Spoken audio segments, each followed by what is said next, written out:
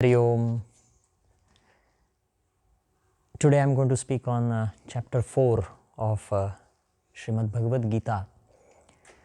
Till the chapter 3 that I talked about yesterday, I was talking about concept of Karma Yoga. But the concept of Karma Yoga is being explained in more details in chapter 4. Shri Krishna is explaining the origin of Karma Yoga, or this concept of Atma and concept of this Paramatma, the universal consciousness, then the individual consciousness Atma, and then the direction of every karma, every action done in the universe, not just in individual life, but the cosmic actions. And what is the purpose of that cosmic actions is the subject of first part of chapter 4. So Shri Krishna is saying the Parabrahma, the cosmic consciousness, has given birth to this set of rules, and this entire cosmos is ruled by these rules. What is a rule? First rule, say for example, gravity is a rule, is a law, and no one can escape it. No one can bypass that law. The nuclear forces, the forces that interact in the mother nature, as a human life, we grow from one cell in the womb of the mother to a human being, and then when we are born, we age. No one is able to stop that aging till date. So these are all you can understand as laws of the cosmos. And Shri Krishna is saying that Karma Yoga is a part of those laws. So he gives example of sun. The sun that is a controller of our solar system. Every bit of energy that comes on earth is from the sun. Sun is our life. What we eat as food is actually from sun. The energy is from sun. The sun gives energy to the plants. The plants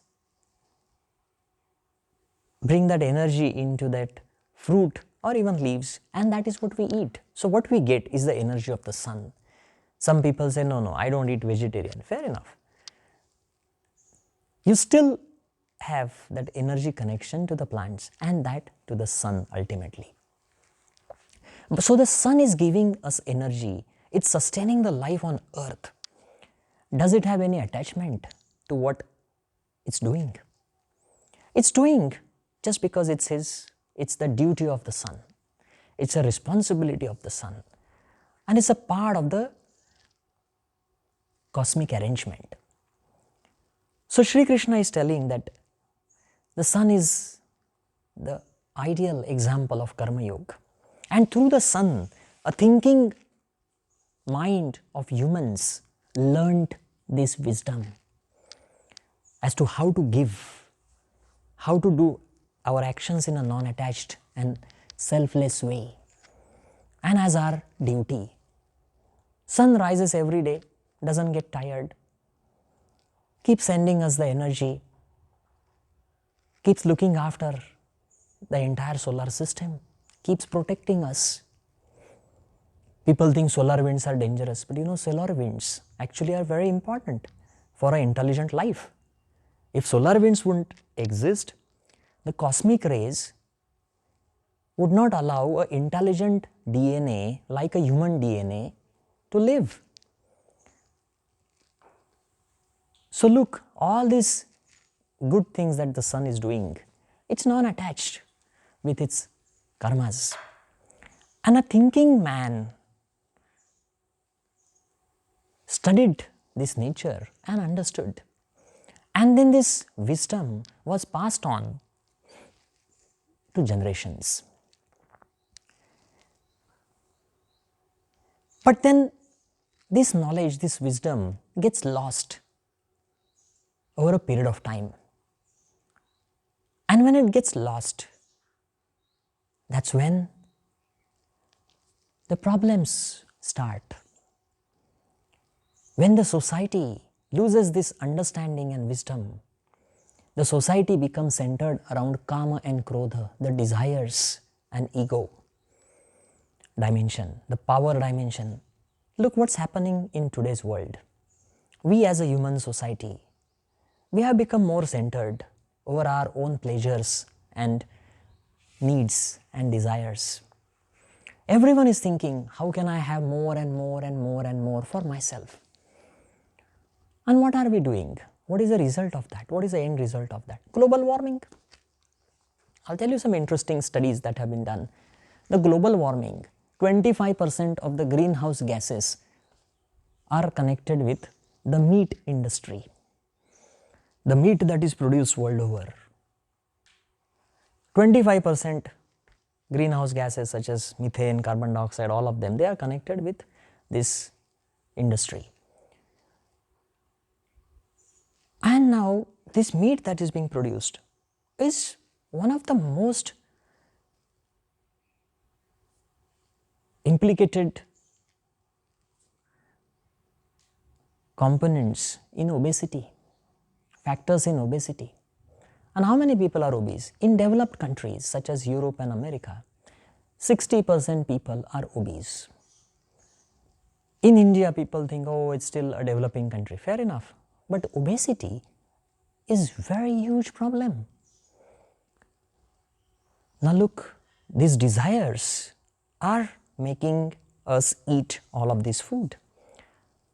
And this food that we are eating is causing obesity, physical problem. Obesity leads to different problems such as diabetes, hypertension, heart diseases, cancer, and so on. So what is causing this obesity? Desires. What is causing the global warming? Desires. The industrialization has produced intense pollution everywhere. The industrialization is all about me having more, me, I am being more powerful. That is ego, that is power. That has caused the remaining global warming emissions. So look, the problems of today can directly be understood with our desires and ego dimension.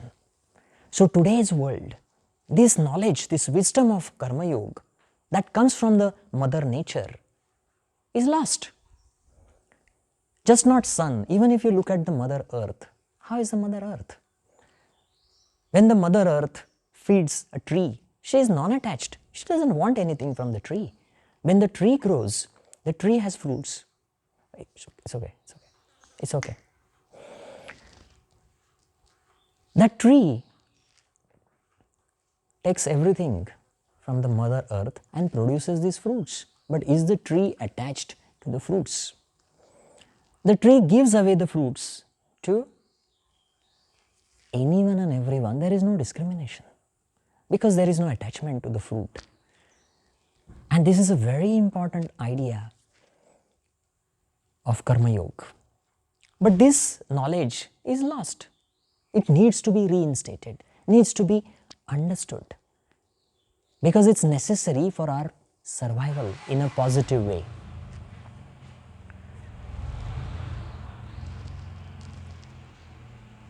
How this knowledge is reinstated?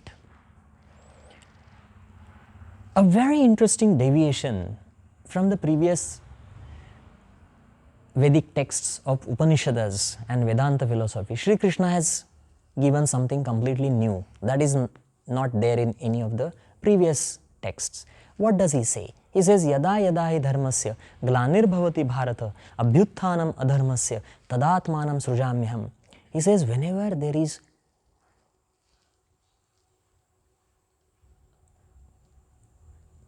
the loss of wisdom in the society, in humanity, the cosmic consciousness, the Paramatma, God,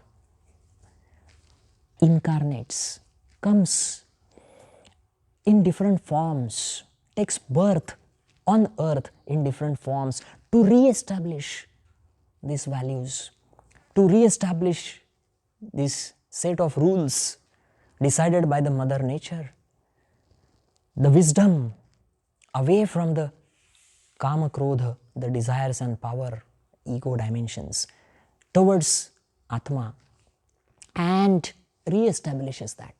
You will see where is the evidence of such incarnations of God. You should not look at incarnation of God like a person.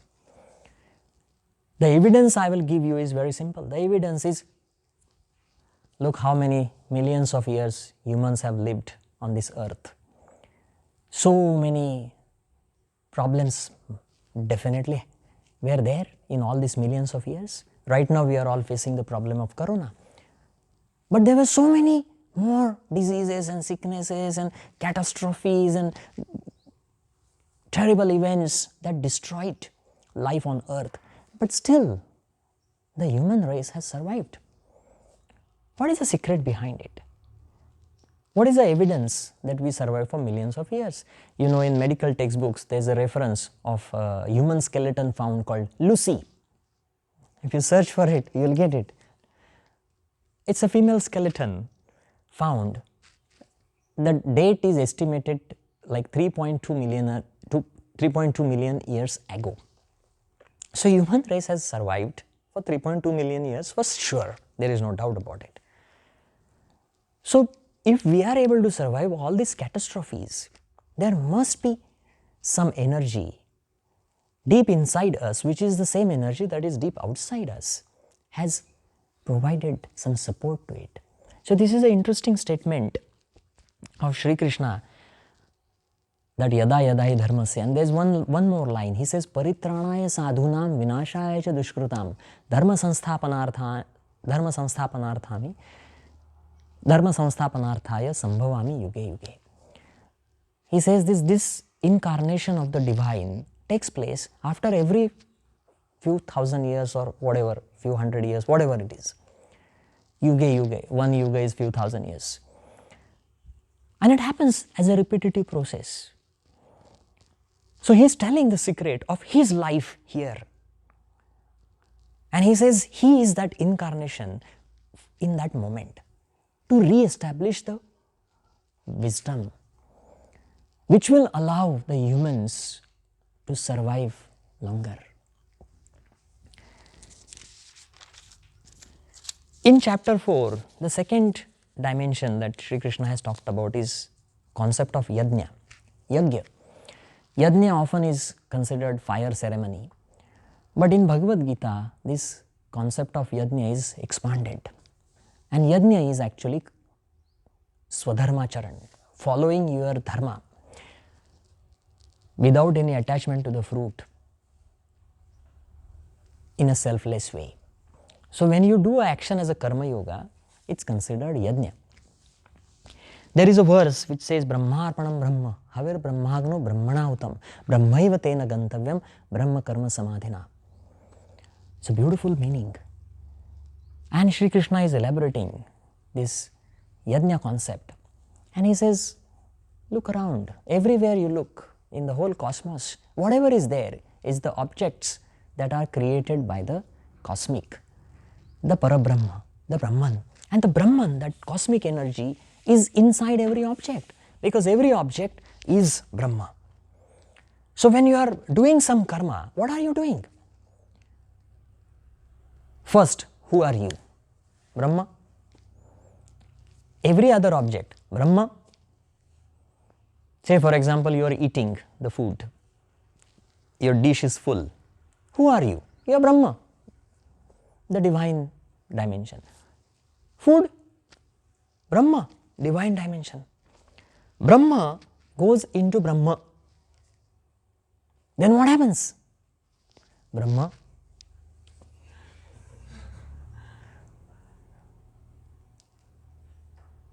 So everything is in the dimension of Brahma. It's like in an ocean.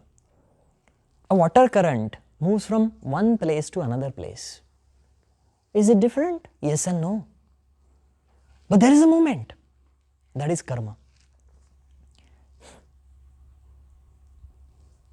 If you see what is every object in the cosmos is made up of, we say every object is made up of atoms. What are atoms made up of?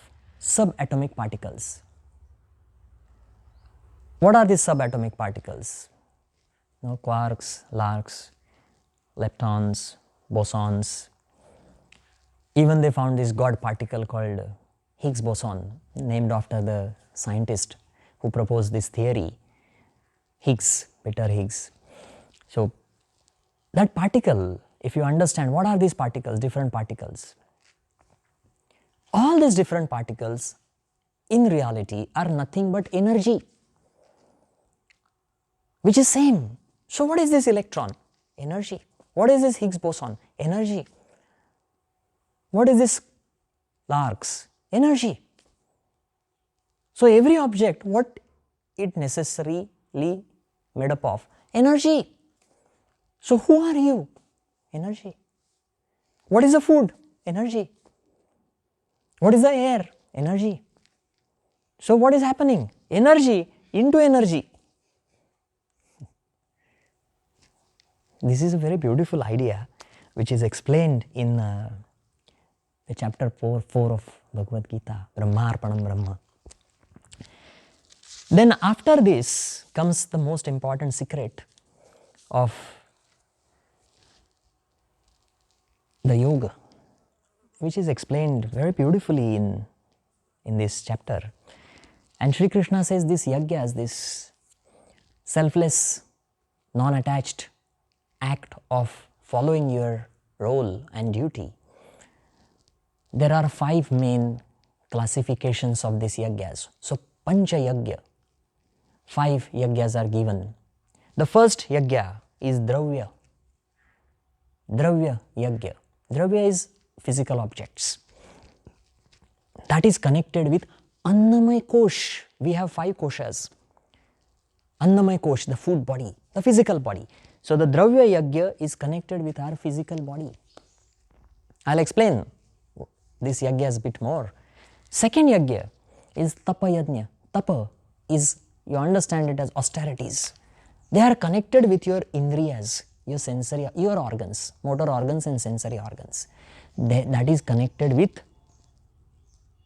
Pranamaya Kosha, the pranic body.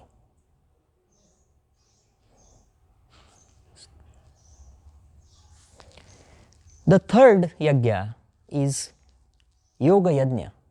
It's connected with Manomaya Kosha, the mind dimension. The fourth one is Swadhyaya, connected with Vijnanamaya Kosh, the intellect. And the last one is Jnana Yagya, that is connected with Anandamaya Kosh, the Atma dimension. So if you look at these 5 yagyas, they are connected with 5 koshas and they are connected with physical body, the indriyas, the sensory organs, then the mind, then the intellect, then the Atma. So how to do this? Yagyas, Dravya Yagya. Whatever objects you need, those objects you should have with the principle of Karma Yoga alone. How much food I should have?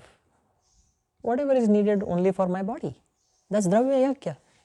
The rest that I don't need, why I have to keep it? Give it away for those who need it. Or give it back where it belongs to. Dravya Yagya. Too much money, not required. Whatever is necessary, keep it. There are 2 dimensions. One is my desire and my wants, and the other is what I need. So Sri Krishna is telling that Dravya Yajna is about the objects that you have. How many t-shirts I have? 180. Why do I need it? I only have one body. Every day different. It goes into desire dimension. What is my need and what is my desire? Dravya Yagya, food. Oh, let me get this more and more and then let me take it to my country. Can can it last for 3 months? Can it last for 5 months, 6 months? That's desire. If you go to some place, get some new food, eat it, enjoy it, that's it, finish, full stop. That's not what I think. The moment I see something delicious, the first thought that comes to me is, how much of it can I carry? I only have 30 kgs allowed baggage. Can I have it? Tapa yagya is more strong than this dravya yagya because you are directly controlling your sense organs. It's directly connected with your eyes. It's directly connected with your tongue, directly connected with your sense, the skin, the pleasure. And these are very important dimensions. When I sleep, I make sure that the bed is super soft. Do I really need super soft bed? I do. But look, if the bed is super soft, then your back will become super weak. If you want it strong, you have to have tough bed. There is some studies that say that the more pleasures you give to your sensory organs, the weaker they become. And if the sensory organs are weak, then your nervous system becomes weak. That's yoga. That's a concept of yoga. And yoga says that if you want more willpower, you need to have strong tolerance. Fasting is recommended to strengthen your digestive system. But that also connects with your willpower. Now there are a lot of studies that say that if you do fasting, you can be very healthy. There's some studies that are showing that if you fast, then it consumes the fat cells and even cancer cells are removed. This is tapa yagya, austerities. Getting up at 5 o'clock, no, I don't want. Tapa yagya, whatever happens, get up early. It's a discipline, it's a strength, it's a strengthening exercise to your sensory organs. Then the next dimension is yoga yajna, is about your mind. Concentrated state of your mind, focused state of your mind, positive state of your mind, control over emotions, control over your thinking process. This is the subject of yoga yajna. When my mind becomes non-attached, my mind becomes selfless, it's easier for me to control my emotions and thinking process. And it's easier for me to concentrate. The more I think of chocolate, the more my mind gets distracted. And then when it's distracted, I have so many thoughts. I can't control any thought. When I think of coffee, until I get coffee, my mind doesn't stop. My mind just keeps telling me, no, go, have coffee, go, have coffee, have coffee, have coffee. So it's very difficult for our mind to be controlled. That is yoga yajna, and it's a yajna, it's an effort. You need to make an effort. Selfless effort, non-attached effort in the right direction. The next is swadhyaya yajna. It's connected with vijnanamaya kosh and buddhi, intellect.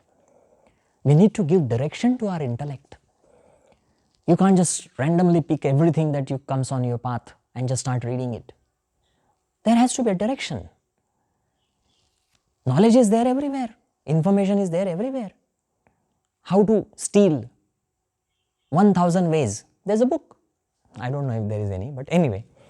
Me reading it, how to steal, how to steal, how to steal. It's an information, it's a knowledge, kind of knowledge. But what is the direction of that knowledge? That direction of that knowledge is not really positive and evolving for me. So that intellect has to be guided in that Atma direction. And that is the Swadhyaya Yajna. And the last is Jnana Yajna, which is connected with Anandamaya Kosh, and it's actually the dimension of Atma, the self-realization, the Nirvana, the Samadhi state, that oneness experience of me and the rest is one. So if you follow this yagyas, this is all what is yoga practice. People ask, what is yoga? Bhagavad Gita has clarified these 5 yajnas is what is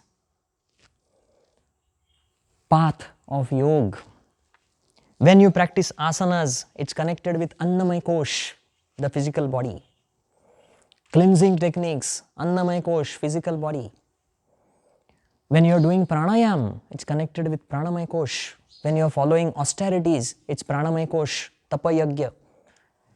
When you are controlling your sensory organs and sensory desires, it's Tapa Yagya.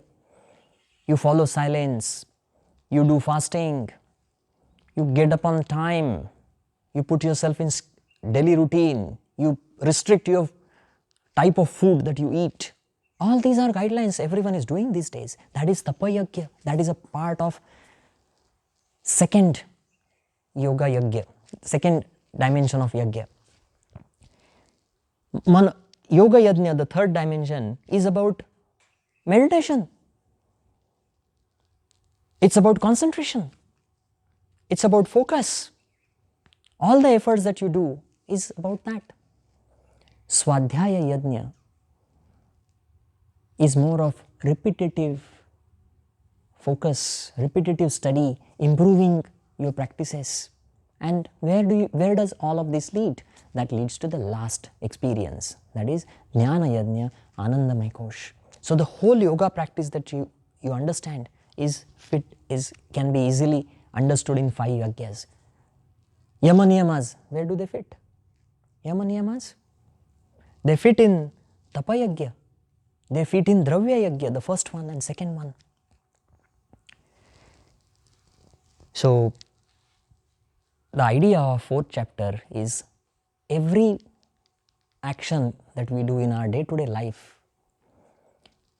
if we start doing it as Karma Yoga, it will fit into one of these 5 dimensions and it will bring us more close to that Atma, more close to that experience of oneness, that experience of divine nature of ourselves, and it will bring that positive experience of this reality. So I'm going to stop here today. Hari Om.